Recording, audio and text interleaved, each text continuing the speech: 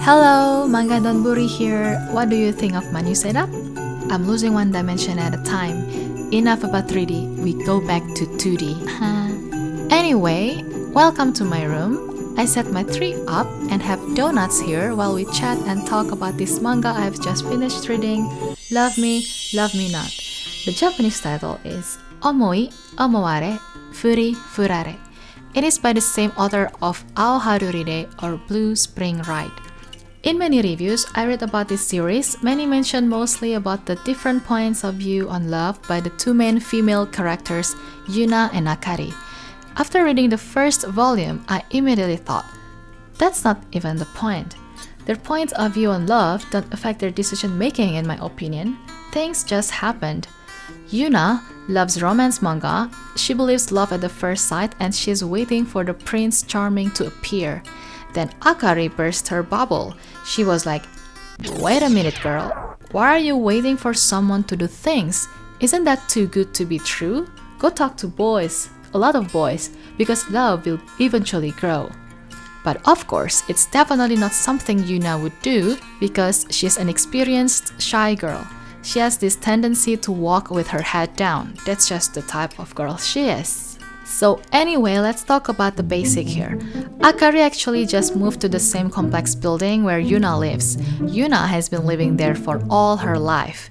And Yuna has a childhood friend who also has been there all his life, living in the same complex and is a guy called Kazuomi. So Akari, now knowing that Yuna is such a romantic person at heart, then wouldn't it be perfect and make more sense of Yuna getting together with Kazuomi? Sounds like a perfect sense to me.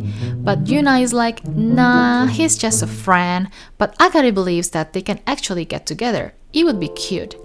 On the other hand, Yuna actually just found her Prince Charming. She found him randomly on the street as she was mesmerized by his handsome appearance.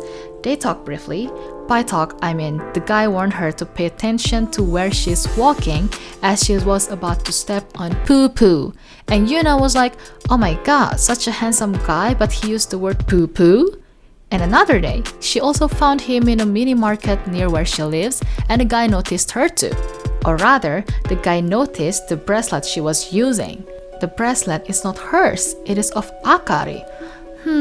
What's going on here? So at the beginning, we know that there are two main female characters and two main male characters. So there are several possibilities here about who will get together with whom. I would say it was not easily guessed, so it was enjoyable to keep reading several volumes in because anything still could happen. And this manga really exceeded my expectation.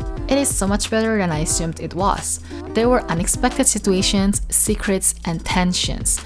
Ryo, one of the main male characters, did many things that would make you hold your breath. He was in a position where you would be left wondering if he would go towards into a spicy territory. It is not an original idea, but he was in this tricky situation and it's still exciting to find out what decision the characters would take. Furthermore, he's that cool popular guy in Shoujo manga. You know you like him and that character really does the job. Having said that, I would say the best parts are at the beginning. Reaching from the middle till the end of story, there were some boring moments, so this manga to me, it did not end with a bang.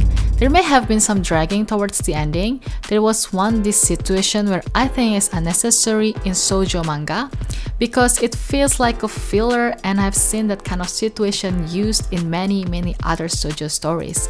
So when I reached that part, I was just wondering how long it would keep being that way until I would just drop the title right there and then. The other point is that the author really makes the four of them as the equal main characters. There were a long period of time where the author focused on Akari instead of Yuna. Yuna is presented as a character that is super innocent and a total newbie when it comes to dating, so she really doesn't have that many layers of problem to begin with. And that's the contrast between her and Akari. Akari has more complicated issues, things to do with her family, things to do with her love interests, and her old friends. So when the author tries to talk about Yuna, Akari is always there to help Yuna and exchange thoughts. On the other hand, when the spotlight goes towards Akari, Yuna is sometimes not involved. And I saw comments online from people asking, "Where is Yuna? I don't want to read too much about Akari. I want Yuna." So yeah, that's something I noticed about this manga. All of the characters also matured and grew. Physically, I mean mentally. But nothing too deep. This manga is not that serious. I saw one comment at some point saying, Kazu's personality is becoming like Ryo's, and Ryo's becoming like Kazu. That's so true!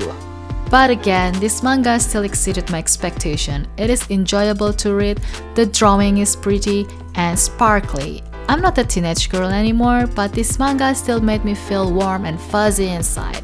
It is cute, I recommend it. That's all I have to say today, and I'm gonna drink out of my Death Note cup. See you guys in the next one. Bye bye!